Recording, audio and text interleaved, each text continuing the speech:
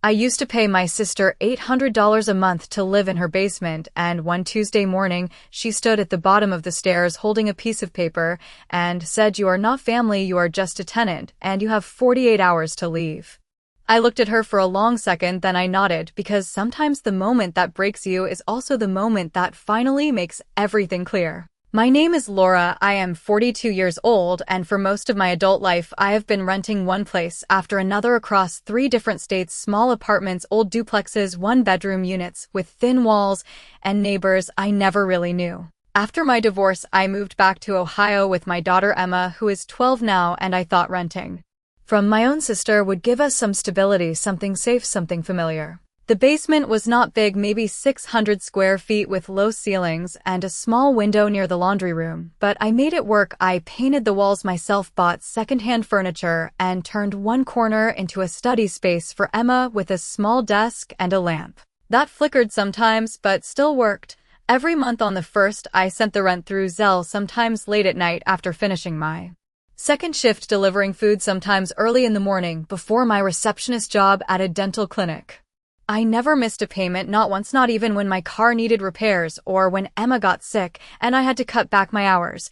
So when she said you missed payments, I felt something shift inside me, not panic, not anger, just a quiet kind of disbelief.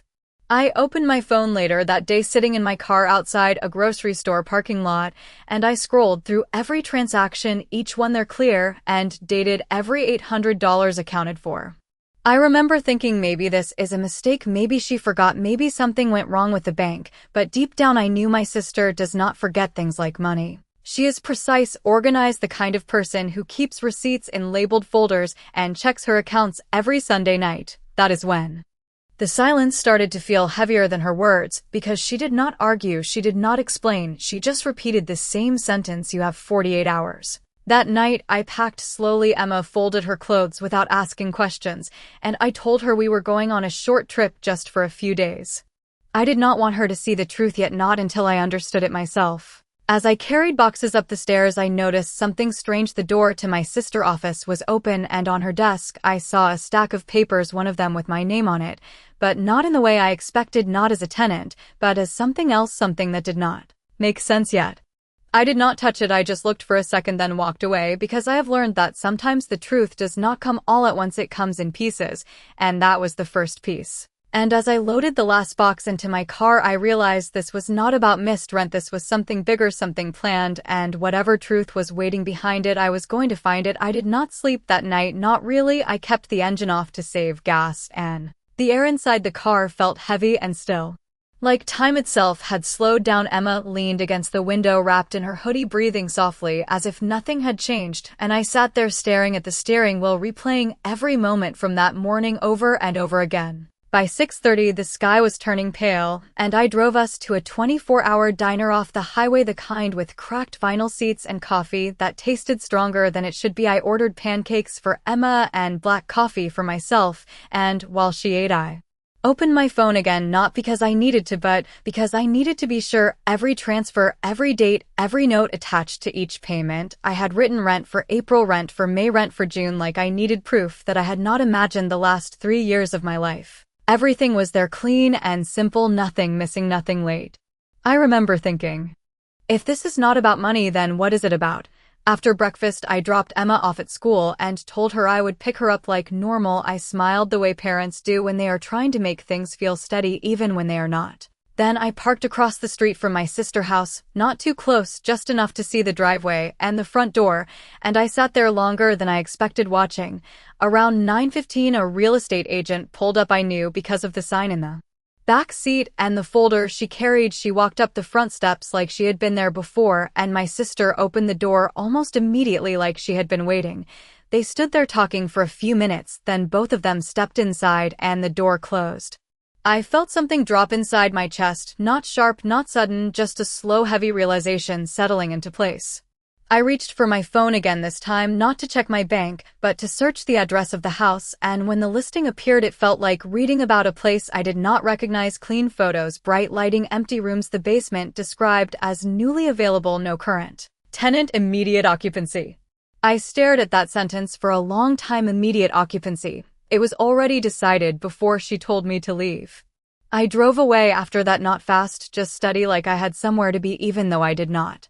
I spent the rest of the morning calling places looking for something affordable, something short-term. Most of them said the same thing: waiting list, full application, required deposit, first month rent, background check. Each call sounded more distant than the last, like I was listening from underwater. Around noon, I found a small motel on the edge of town. Nothing special, just a place that rented by the week. I paid for 3 nights in cash and moved our boxes into a room that smelled like old carpet and cleaning spray. Emma would ask questions later, I knew that, but for now I just needed a door that locked and a place to sit down.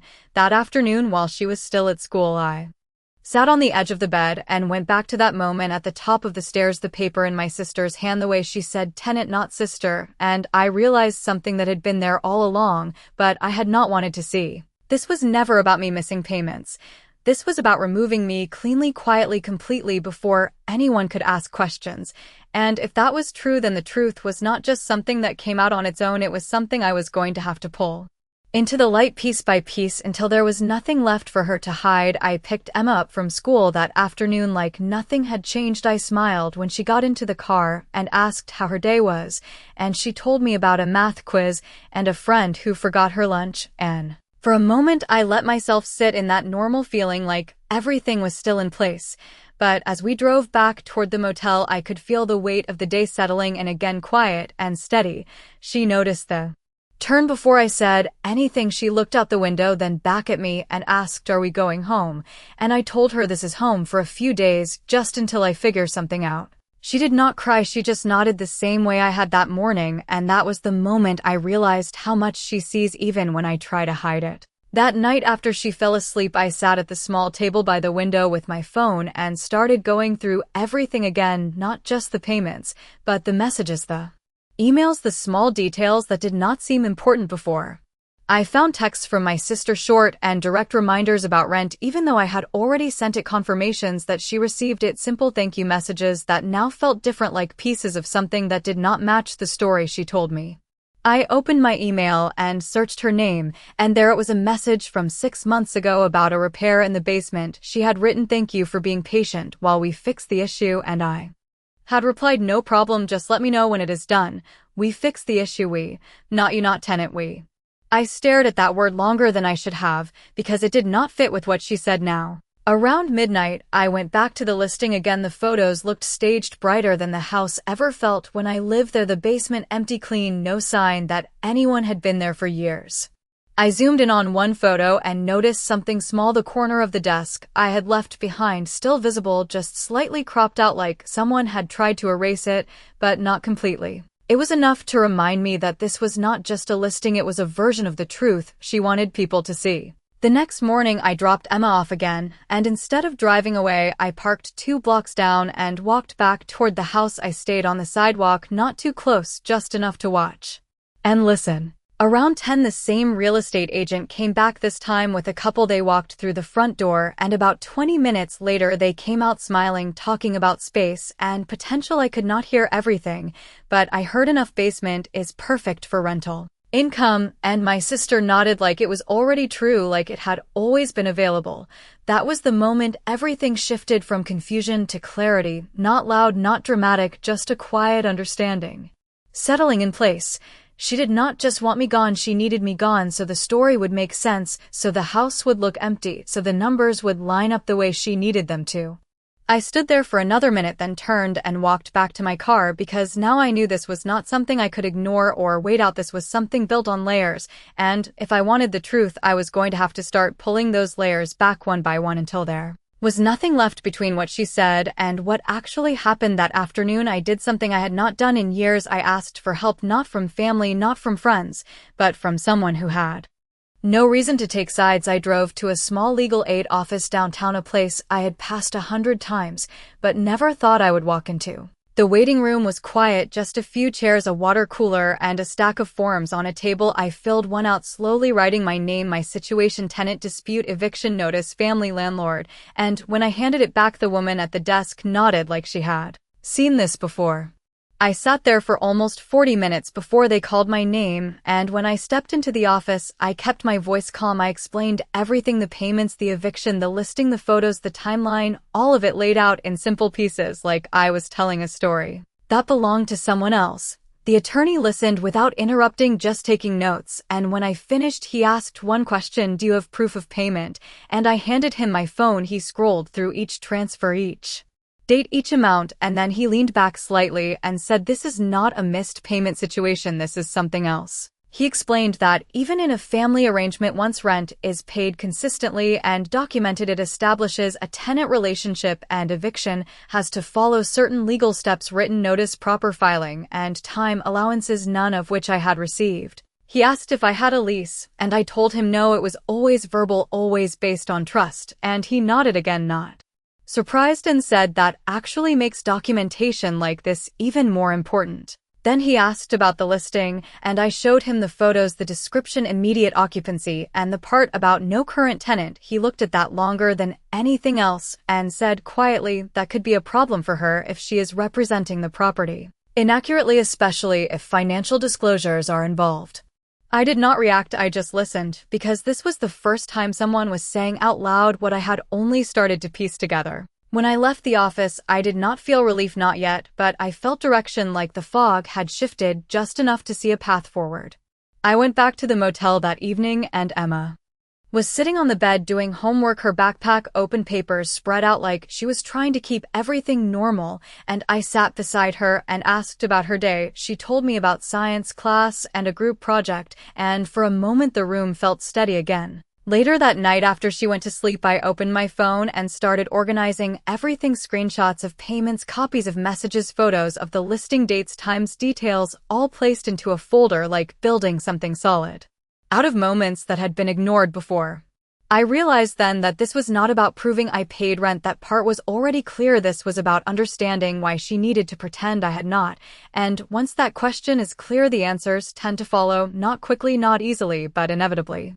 I sat there in that quiet room listening to the hum of the air conditioner, and for the first time since this started, I was not just reacting, I was preparing. I woke up before the alarm the next morning, not because I had somewhere important to be, but because my mind would not stay still. Every detail from the last few days kept lining up in a way that no longer felt random. It felt structured, like something had been planned long before I noticed it. I dropped Emma off at school again, and this time, instead of circling back or sitting in a parking lot, I drove straight to the county records office. It was not something I had ever done before, but the attorney had mentioned property records are public, and if there is a financial angle, it will show up there somewhere. The building was older, quiet, with long rows of computers and a clerk who pointed me to a terminal. Without asking many questions, I typed in my sister's name, slowly making sure I spelled everything correctly, and when the records came up, I felt that same quiet shift again. Not shock, not panic, just recognition. There were documents I had never seen: refinancing papers from less than a year ago, loan adjustments, and something that stood out: a declaration of primary residence with no mention of rental income. I sat there staring at the screen, reading each line twice, because the language was technical. But the meaning was clear enough. She had presented the house as fully occupied by herself, not as a property generating income. I went back through the dates, comparing them with my payment history, and it lined up almost perfectly. The refinancing happened after I had already been living there for over 2 years, paying rent every single month. I leaned back in the chair and let that settle, because now the picture was not just about me being removed, it was about why my presence needed to disappear on paper. I printed what I could and thanked the clerk and walked out into the parking lot holding a thin stack of documents that felt heavier than it should have. Later that afternoon, I picked up Emma and we went back to the motel. She asked if we could stay somewhere else soon, and I told her yes, soon, because now I had something I did not have before: clarity, not complete, but enough to move forward. That evening, I sat at the table again and added the new documents to the folder, organizing everything by date: payments, messages, listing, screenshots, refinancing records, all forming a timeline that told a very different story than the one my sister had tried to present. I realized then that this was not just about housing or family, this was about control of a narrative: who gets to define what happened and who gets written out of it. I did not call her, I did not send a message, I did not confront anything, because I understood something important: once the truth starts to take shape, it does not need noise, it needs precision. And as I looked at everything laid out in front of me, I knew the next step was not about reacting to what she did. It was about placing the truth exactly where it could not be ignored. The next morning, I did not rush anything. I moved slowly on purpose, like every decision needed to be placed carefully in the right order. I dropped Emma off at school, and this time when she closed the car door, she paused for a second and looked at me longer than usual, and I gave her the same small smile, the one that says everything is under control even when it is not yet. I drove back to the motel and sat at the table with everything in front of me: payments, records, messages, the listing, the refinancing documents, and I started building something more precise, not just a folder, but a timeline, each piece connected to the next, each date aligned, each detail supporting the same quiet conclusion. I wrote everything down in a notebook, not because I might forget, but because seeing it in one place made it real. March payment confirmed, April payment confirmed, May confirmed, June confirmed, then the refinancing date, then the listing date, then the eviction notice, and the pattern was clear. She needed the property to appear as her primary residence with no tenant income, and that only works if I disappear completely, not just physically, but on paper as well. I remembered what the attorney said: documentation matters more than emotion, and I held on to that because emotion would not fix this, clarity would.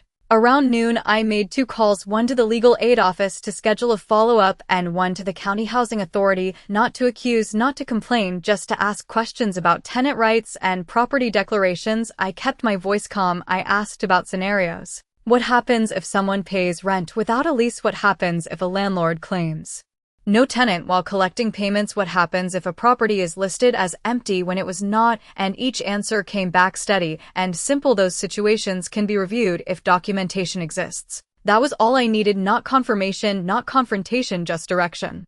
I spent the afternoon working my delivery shift, driving from one address to another, handing off bags of food, smiling at strangers who did not know anything about my life, and for the first time in days the movement helped. It gave me space to think without sitting still inside the problem. By the time I picked up Emma, the sun was already low, and she talked about school again, about a quiz, about a friend, about things that still belonged to her normal world, and I listened because that part mattered just as much as everything else. That night back in the motel room, I made copies of everything, digital and physical. I uploaded files, labeled each document, and organized them into a structure that made sense not just to me but to anyone who might look at it later, because I knew this was not just about understanding anymore, it was about presenting something that could not be ignored or dismissed. I did not think about calling my sister. I did not rehearse what I would say because I understood something clearly now. This was no longer a conversation between sisters. This was a situation built on facts, and facts do not argue, they stand.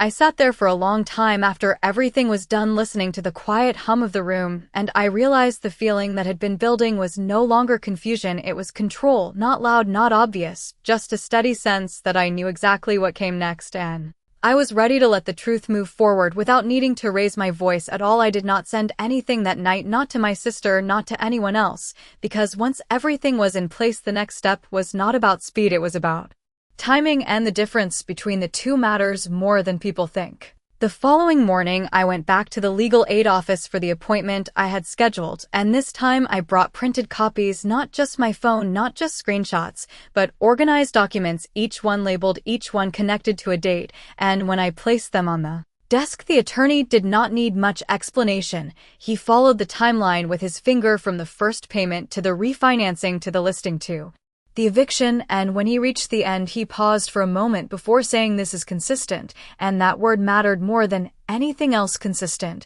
because it meant the story held together, without gaps, without assumptions, without emotion. He explained the next steps carefully, not aggressively, not dramatically, just clearly. There are ways to present this to the housing authority, and if necessary to financial oversight, depending on how the property was declared and how income was reported. He said, "You do not need to accuse, you only need to submit the documentation and allow the process to do what it is designed to do."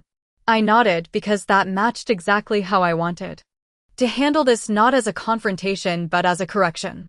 I left the office with a list of instructions, simple and precise: where to submit, what format to use, what details to include, and more importantly, what not to include. No opinions, no accusations, no personal history, just facts, dates, and records. The rest of the day moved quietly. I worked my shift, I picked up Emma, I made sure she had dinner and time to finish her homework, and when she asked if we would go back to the house, I told her not yet, but soon we will have something better, and I believed that not as a hope but as a direction. That evening I followed every instruction step by step. I uploaded documents, filled out forms, attached records, and wrote a short explanation that stayed exactly within the lines of what could be proven, nothing more, nothing less. I read it twice, then once more before submitting, because once something is placed into a system like that, it does not come back, it moves forward on its own. After I clicked submit, I closed the laptop and sat still for a moment. Not waiting for anything, not expecting an immediate response, because I understood this part takes time, and time does not always mean delay. Sometimes it means momentum that you do not need to push. I did not call my sister, I did not send a message, I did not check the listing again, because at this point the truth was no longer something I was holding, it was something already moving beyond me. Later that night, Emma fell asleep with her book still open beside her, and I turned off the light and sat by the window for a while, watching the parking lot quiet and empty, and I realized something had changed, not in the situation, not yet, but in me. I was no longer reacting to what she did. I had already stepped outside of it, and once you are outside of something like that, it becomes much easier to see it for what it really is, not personal, not emotional, just a sequence of choices and consequences waiting to meet each other. I did not hear anything for 3 days, and that silence did not feel empty, it felt active, like something was moving just out of sight, and I stayed with my routine because routine was the only thing that kept everything steady. I dropped Emma off, I worked my shifts, I came back to the motel, and I kept things simple and quiet. On the 4th morning, I noticed something small when I checked the listing again, not because I needed to, but because habits take time to change. The description had been updated. The line that said immediate occupancy was gone, replaced with available soon, and the photos looked slightly different. The basement angle had been removed completely, like it had never been there. I did not react, I just closed the app and continued my day, because changes like that do not happen without a reason. That afternoon when I picked Emma up, she told me she had a science presentation the next day and needed supplies, so we stopped at a small store, and as she picked out poster board and markers, I realized how normal everything still felt on the surface, how easy it is for life to keep moving even when something underneath is shifting.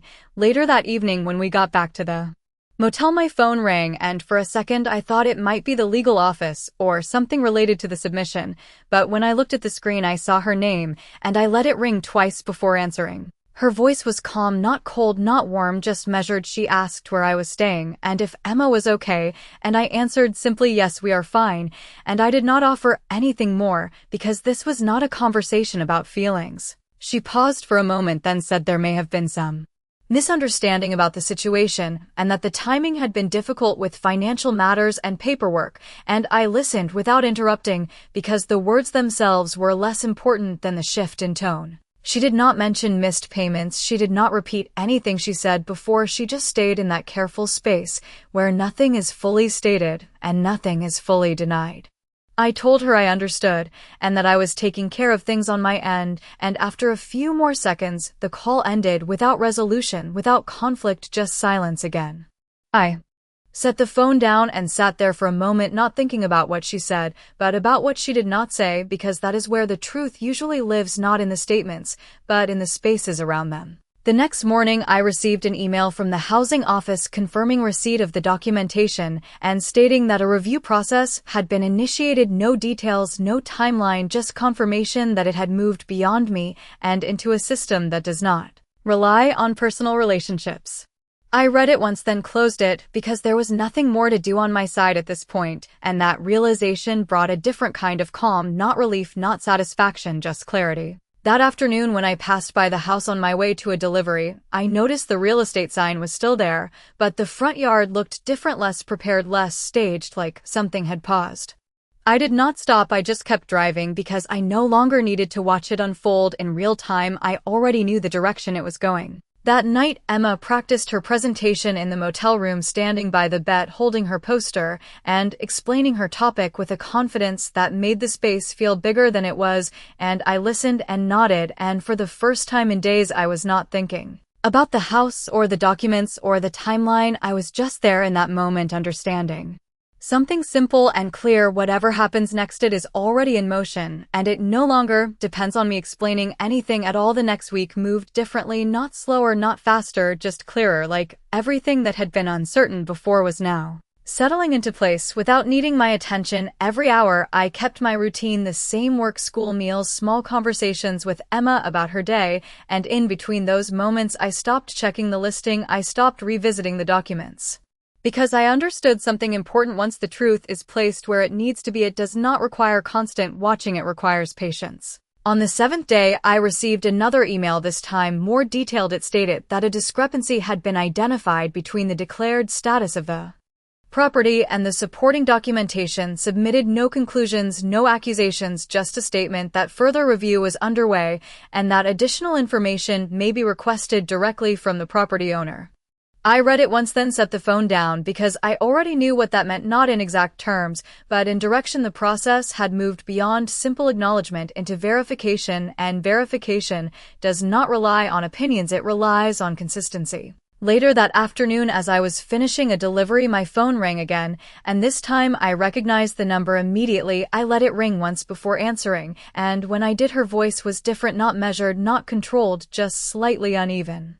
Like something had shifted under her as well. She asked if we could talk in person, not about anything specific, just to clear things up, and I listened quietly before responding that there was nothing I needed to discuss in person because everything that needed to be said was already documented, and that silence on the other end lasted longer than before. She said she did not expect things to go this far, and I replied that neither did I, and that was the closest we came to acknowledging what had actually happened without saying it directly. The call ended the same way the last one did, without resolution, without agreement, just a quiet understanding that the situation was no longer something either of us could shape with words. 2 days later, the real estate sign was gone, not replaced, not updated, just removed, like the process had been paused indefinitely. And when I drove past the house, I did not slow down, I did not look for details, because I no longer needed confirmation. The direction was already clear. That evening, I sat with Emma at the small table in the motel room while she worked on her homework, and I opened my email one more time, not to search, not to check, but to read a message that had arrived earlier that day. It was brief, stating that based on the submitted records and initial findings, further action would be taken according to applicable housing and financial reporting guidelines. No specifics, no timeline, just the same steady language that had guided everything so far. I closed the phone and sat there for a moment, not feeling victory, not feeling relief, just a quiet sense of alignment, like everything that had been pushed out of place was now moving back into it on its own. Emma looked up from her notebook and asked if we were going to move somewhere else soon, and I told her yes, we are, and this time the answer felt different, not uncertain, not temporary, just true. Later that night, when everything was quiet and the room had settled into that familiar stillness, I realized something had changed completely, not just the situation, but the way I saw it. I had spent years thinking stability came from where you live, from who you trust, from the idea that family means safety, but now I understood stability comes from knowing what is real and what is not, and once you know that clearly, no one can remove it from you, no matter what they say or how they try to rewrite the story. I turned off the light and lay back, listening to the quiet, and for the first time since this began, there was nothing left to figure out, nothing left to chase, because the truth had already done what it always does. It found its place without needing to be forced, and once it does, everything else follows.